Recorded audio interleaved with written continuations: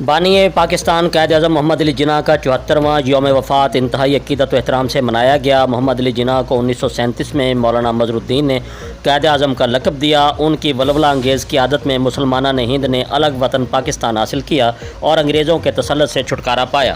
بانی پاکستان قائد اعظم محمد علی جناح کا آج 74واں یوم وفات انتہائی عقیدت و احترام سے منایا جا رہا ہے۔ محمد علی جناح کو 1937 میں مولانا مظہرالدین نے قائد اعظم کا لقب دیا۔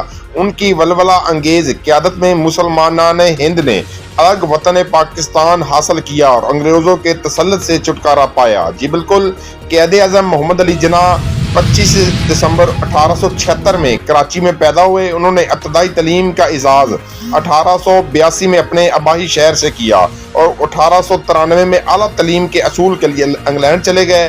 1896 میں پاکستان نے بیرسٹری کا امتحان پاس کیا اور وطن واپس لوٹ آئے۔ محمد علی جناح پیشے کے لحاظ سے وکیل تھے اور وطن واپسی کے کچھ عرصہ بعد ہی قائد اعظم کا شمار برصغیر کے ماضیہ ناز قانون دانوں میں کیا جانے لگا تھا۔ برصغیر واپسی کے بعد قائد اعظم نے سیاست میں باضابطہ طور پر حصہ لیا اور 1906 میں انڈین نیشنل کانگریس میں شمولیت اختیار کی۔ کانگریس کا حصہ بننے کے بعد انہیں اندازہ ہوا کہ یہ جماعت برصغیر کے تمام باسیوں کی نہیں بلکہ صرف ہندوؤں کی جماعت نمائندہ ہے۔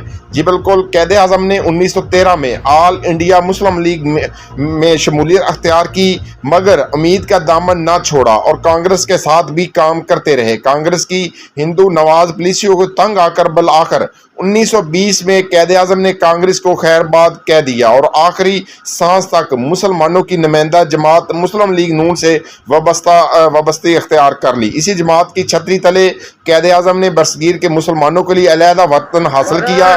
قیام پاکستان کے بعد قائد اعظم اس پاک وطن کے پہلے گورنر جنرل بنے اور 11 ستمبر 1948 میں وفات تک اس عہدے پر تعینات رہے۔ قائد اعظم محمد علی جناح نے جنہوں نے برصغیر کے مسلمانوں کے لیے علیحدہ وطن دلایا، پاکستان کے لیے بھی کچھ کرنے کی خواہش مند تھے، لیکن ان کی بیماری نے ان کی تعمیری منصوبوں کو پایا تکمیل تک پہنچنے نہ دیا اور مسلمانان ہند 11 ستمبر 1948 کو اپنے اس عظیم رہنما کی قیادت سے محروم ہو گئے۔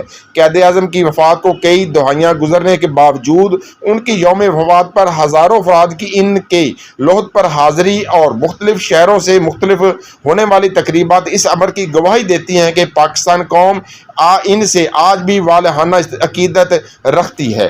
جی، مزید خبروں اور اپڈیٹ سے باخبر رہنے کے لیے دیکھتے رہیے ACN نیوز HD۔